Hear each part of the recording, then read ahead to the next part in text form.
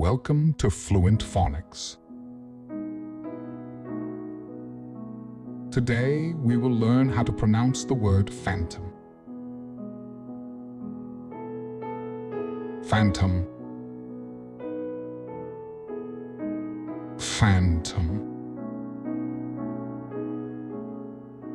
Phantom.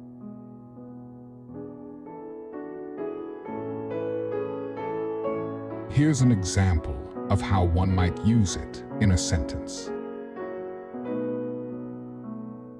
The rumor of a phantom haunting the old theater caused great anticipation among the townspeople.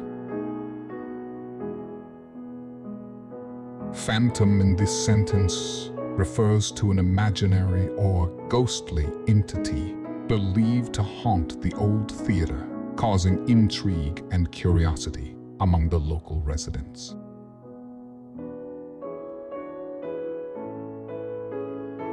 Thank you for your time. If you enjoyed this, please like and subscribe for further content.